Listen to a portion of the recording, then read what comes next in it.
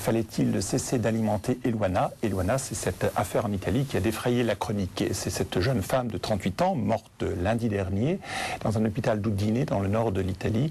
Depuis 17 ans, elle était plongée dans un coma végétatif suite à un accident de la route. Et vendredi dernier, on avait cessé de l'alimenter artificiellement. C'est son père qui le demandait depuis plusieurs années et qui avait obtenu gain de cause auprès de la justice. Mais ce cas a divisé toute l'Italie. Il a mobilisé l'Église et l'État, et le chef du gouvernement, Berlusconi, s'est même opposé au président de la République, Napolitano, sur ce difficile dilemme. Alors, comment définir, pour des cas toujours très particuliers, une règle générale? Quel rôle doit jouer le corps médical et la famille dans ces choix délicats? Et en France, cette loi Leonetti que nous avons sur la fin de vie, avec ses récents amendements notamment, apporte-t-elle une réponse satisfaisante? Mais tout d'abord, avant de passer la parole à nos invités, et pour nous rappeler cette douloureuse histoire de cette jeune femme italienne, Eluana, je vous propose de regarder un petit sujet en images qui a été concocté par l'agence romaine H2O News et qui nous résume la fin de Eluana. On regarde ces images. La mort d'Eluana Englaro, la jeune femme italienne de 38 ans, plongée dans un coma végétatif depuis 1992 après un accident de la route, n'a pas le dernier mot, a déclaré le porte-parole du Saint-Siège. C'est en ces termes que le père Federico Lombardi, directeur du bureau de presse du Saint-Siège, a commenté la mort d'Eluana par arrêt cardiaque, survenu lundi soir, soit 4 jours après le transfert de la jeune femme à la maison de repos La Quillette d'Udine, dans le nord de l'Italie, alors que le Sénat était réuni pour examiner un projet de loi destiné à empêcher l'arrêt de son alimentation et de son hydratation. Maintenant qu'Eluana est en paix, a déclaré à Radio Vatican le père Lombardi, nous souhaitons que cette affaire, après tant de discussions, soit pour tous un motif de réflexion sereine et d'une recherche responsable de la meilleure manière d'accompagner les personnes les plus faibles, en respectant dûment leur droit à la vie, en les entourant d'affection et de soins empressés. Vu les circonstances, la mort d'Eluana ne saurait ne pas laisser un voile de tristesse, a-t-il poursuivi, soulignant cependant que pour le chrétien, la mort physique ne constitue jamais le dernier acte.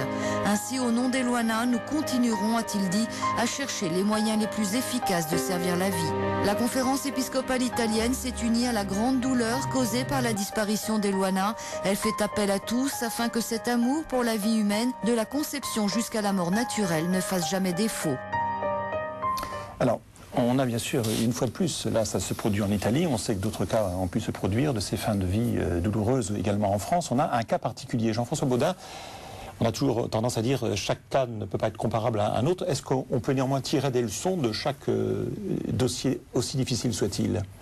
Moi, je crois que c'est difficile. D'abord, je crois qu'il faut avoir beaucoup de respect pour les gens qui vivent ces situations-là et qui se trouvent aussi embarqués, malgré eux, par un média interposé, par des prises de position larges dans un domaine extrêmement complexe. Donc moi, la première chose que j'ai envie de dire, c'est d'avoir beaucoup de respect pour cette famille, pour ce que ces gens ont vécu et traversé, pour tous les médecins aussi qui vivent ces cas-là et qui se posent un certain nombre de questions. Donc le cas particulier est toujours très dur. Moi, la question d'une loi, je pense qu'il est bon qu'une société fixe des règles très larges.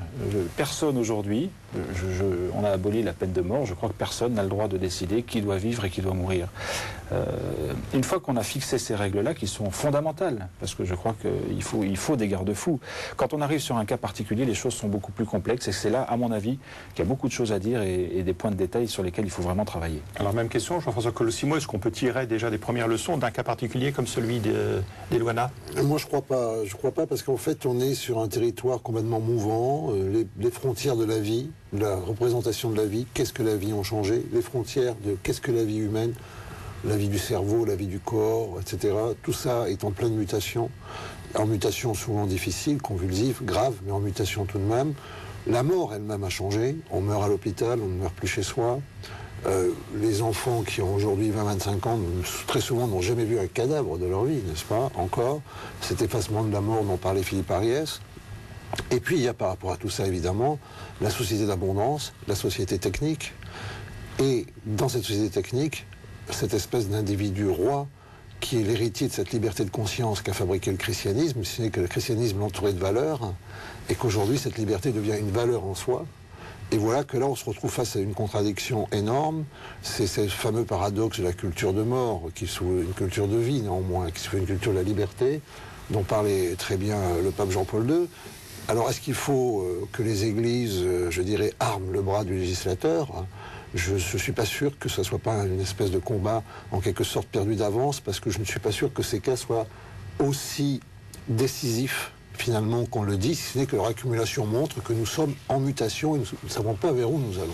Mais alors, les églises se prononcent bien souvent sur ces cas-là, notamment sur ces fins de vie. Je me souviens d'une déclaration faite en avril 2007, à la fois par le grand rabbin de Paris et par le cardinal 23, qui déclaraient ensemble que l'alimentation artificielle était due en toutes circonstances. Autrement dit, quand on a le cas comme celui d'Eluana en Italie, on n'a pas le droit de cesser d'alimenter. Là, les églises prennent position, donc, parce qu'elles ont cette notion de définition de la vie qu'on doit respecter à tout prix. Est-ce qu'il y a une confrontation donc entre les positions religieuses et l'arsenal législatif des pays? On n'est forcément pas sur le même registre. C'est-à-dire qu'une confession chrétienne ou une religion va réfléchir par rapport à ce dogme, par rapport à tout son passé culturel, théologique, dogmatique, etc. Et va fixer des grandes lignes. Moi, je trouve que c'est très bien que les églises et les confessions chrétiennes fixent des lignes et fixent des caps. Ça semble essentiel. Là, il faut des repères. C'est un cas précis. Là, c'est de dire qu'on ne doit jamais arrêter d'alimenter, même dans un coma végétatif. L'Église ne dit pas ça par rapport à ce cas-là. Elle dit que d'une façon générale, l'arrêt de l'alimentation est quelque chose de plus difficile que de débrancher des machines, puisqu'on n'est pas sur les mêmes registres. Donc moi, je trouve ça très bien que l'Église ou les églises prennent des positions. Après, confronté à des cas réels, c'est là où on entre dans une dimension beaucoup plus mouvante et beaucoup plus difficile, comme le disait Jean-François Colosimo. Et il faut réfléchir, travailler et surtout avoir beaucoup d'humilité face à ces cas-là. Moi, la question que je me pose, parce que ce cas d'Eluana, il est par exemple complètement différent du cas de Chantal Sébir, dont on a beaucoup parlé, où il y avait une évolution d'une maladie. On rappelle Chantal Sébir, qui est parfaitement vivante, mais atteinte d'une maladie grave qui lui défigurait le visage. On est dans un autre cas, en effet, différent de celui d'Eluana. Et il y avait un combat avec des lobbies derrière, on ne revient pas là-dessus. La question que je me pose, moi, sur le cas d'Eluana, c'est l'acte médical au moment de l'accident. Parce que je crois que c'est là que tout se joue. C'est pas 17 ans après qu'il faut régler la question, c'est au moment de l'accident. Un médecin qui arrive sur un lieu d'un accident, il est là pour sauver des vies. Donc, grâce à la technique qui est améliorée et à un certain nombre de procédures, aujourd'hui, il est capable de faire une intervention qui, dans 99% des cas, va sauver quelqu'un, va la remettre debout, même s'il y a des séquelles, etc. Et puis, dans 1% des cas, on va aboutir à ce cas d'Eluana. À mon avis, c'est là qu'il faut qu'on se pose la question. Et attendre 17 ans pour choisir, c'est là, à mon avis, qu'il y a quelque chose de terrible. C'est au moment de l'accident lui-même qu'il faut réfléchir. On est parfaitement d'accord. C'est ce qu'on appelle l'acharnement thérapeutique qui est responsable aussi de ces situations, c'est-à-dire la victoire de la raison humaine sur la fatalité qui permet d'un coup des prolongements d'états de vie dont on ne sait plus très bien comment les qualifier au fond, parce que la seule certitude qu'on a, c'est que ça ne correspond pas exactement à ce que nous appelons la vie, et que pourtant c'est pas la mort non plus, au sens où nous entendons la mort aussi. Donc cet acharnement thérapeutique, évidemment, il provoque des cas très différents. Pour aller très vite, c'est ce que font les moralistes, on distingue l'euthanasie passive, celle où en fait où on laisse mourir, voilà, l'euthanasie active où on aide à mourir, voilà, c'est cela. Où on laisse mourir, ou alors on sait qu'on vous administre des médicaments qui font que ces médicaments auront un effet délétère de toute façon. Des cocktails létaux. Bien que ça ne soit pas le but, n'est-ce pas, hein? Le but n'est pas de vous tuer, mais de vous soulager. Mais en vous soulageant, on sait qu'on risque. C'est ce que prévoit la loi Leonetti en France, c'est Elle entérine une pratique constante des hôpitaux, il faut le dire. Je veux dire, il faut quand même le dire. Là, c'est parfaitement dans les mœurs. À tort ou à raison, mais c'est déjà là. Ça, c'est déjà là. Ensuite, il y a l'euthanasie active, volontaire ou pas, c'est-à-dire, là, on commet un acte qui arrête votre vie. C'est le cas de... Et là, donc, il y a débat, à votre avis, c'est-à-dire savoir le fait de ne plus alimenter dans le cas d'un coma végétatif. Il y a une contradiction dans les termes qui est énorme. Pour les médecins, c'est que les médecins ont le serment d'Hippocrate qui interdit ce geste, qui interdit de participer à un geste mortel, n'est-ce pas ? Mais en même temps, pardonnez-moi, dans le serment d'Hippocrate, il est précisé, est-ce que ce que je fais agit pour le bien ou est-ce que ce que je fais agit pour une situation qui va empirer? Il y a aussi quand même une distinction. Alors pourquoi la loi civile, elle est contre ça par instinct? Elle a besoin aujourd'hui de s'aménager.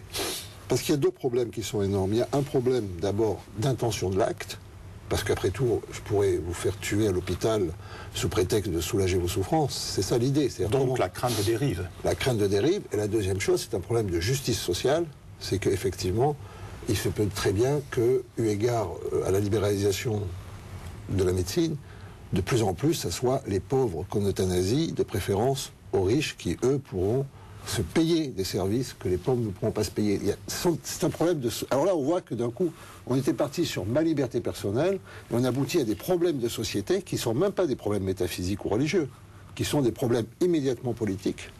De justice sociale. C'est quoi la vie et la mort? C'est quoi... Qui mérite de vivre et qui ne mérite pas. Voilà, etc. Et ça, c'est tout. Et là, alors là, je crois que c'est là où les églises ont un rôle à jouer, non pas peut-être en s'arc-boutant sur une conception de la vie qui ne sera pas forcément partagée par tous, mais en montrant qu'il n'y a pas d'impunité dès lors qu'on touche à ces grands fondamentaux anthropologiques que sont la vie et la mort, qu'il n'y a pas d'impunité pour les sociétés en général, et que le principe de liberté est très bien, mais il ne suffit pas à rendre compte d'une évolution plus globale.